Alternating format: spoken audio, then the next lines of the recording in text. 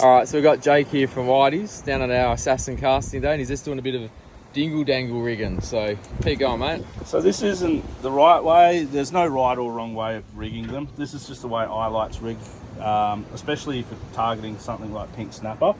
So I think we've got an 8 centimeter dangle here.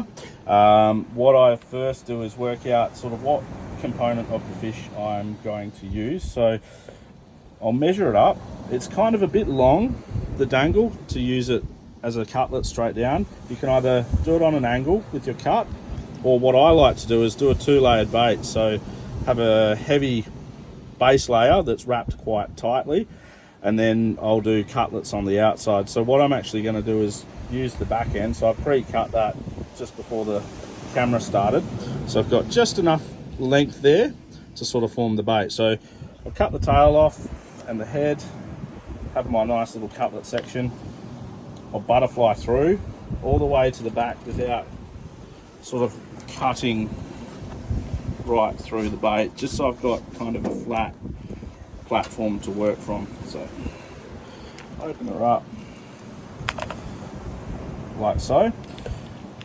What I do is use the hook to actually pin kind of through the backbone section just a wee little bit like that, and then I'll form the bait up around the float so it doesn't quite sit in there flush straight away. That's where the whipping tube comes in.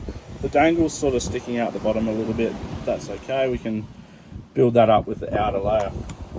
Cotton, I like to hold it on the side and just work with the thread. I find that a lot easier to manage than whipping straight from the tube.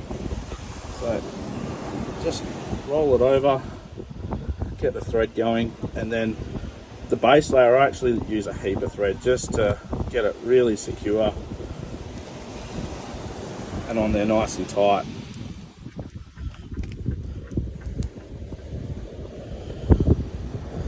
Depending on your bait, something like a fillet or a fish bait, sometimes a heavier denier of thread will actually be a little bit better.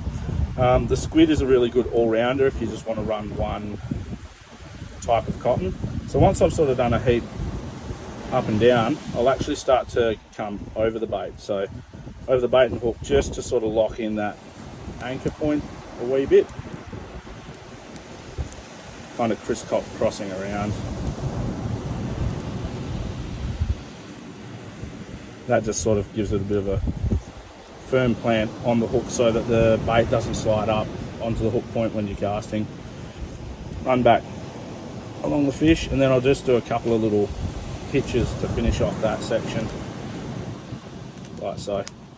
So that's my base layer. Then what I'm going to do is build the outer part of the bait with cutlets. So sort of measure roughly the length of the bait. Because it's going to be longer, I'll cut it in a bit of a diagonal. So run it like so. Don't have to go anything too thick. So when you say the outer layer, you're talking this is going to become the burling part of the bait. So this is the base or the core of the bait, so to speak, and this stuff here will become more of the burling bait where the little fish will come back it, right? Exactly. So now I've got the cutlets, I'll sort of measure them up. They're pretty good. I know they're going to sort of wrap around pretty well and cover that last little bit of dangle. What I like to do just to get all the flavour out is break the backbone. You can use your knife, or if you've got like a little hammer, I'm using just a little acrylic mallet. So in South Africa, they've got these specifically, they call them a chocker hammer for making squid baits, but that's just making it a little bit more malleable, and it's also going to give the cotton something to sort of bind down on.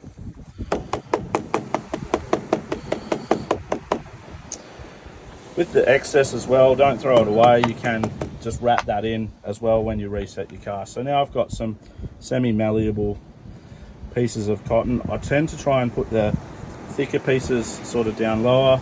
I know that's going to be just a little bit long, so I'll just snip that off there. Just put it in the middle rather than waste it. Lay it on top. My thumb. Get my cotton back and just start whipping again.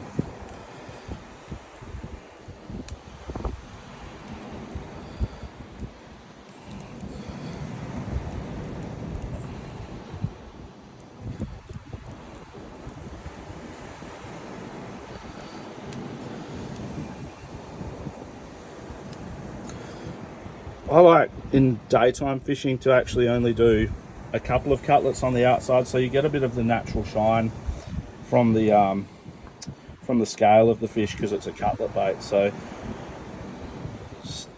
swap that over so I've got the thick part down the bottom again.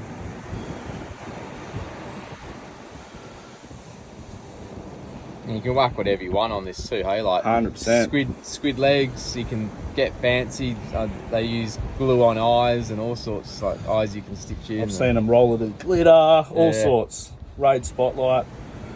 Don't be afraid to cocktail the bait up.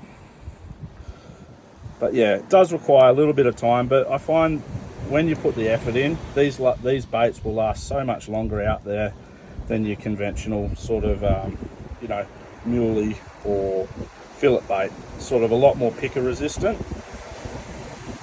So just to finish that off, again, just a few little whips over.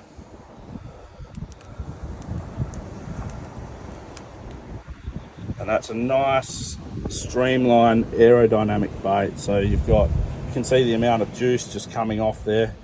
Bit of flash from the scale to get a bit of attention.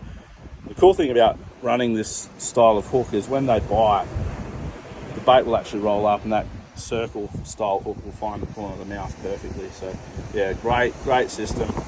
One of my favourite rigs for chasing big fish off the beach. Nice, mate. Well done. Thank you.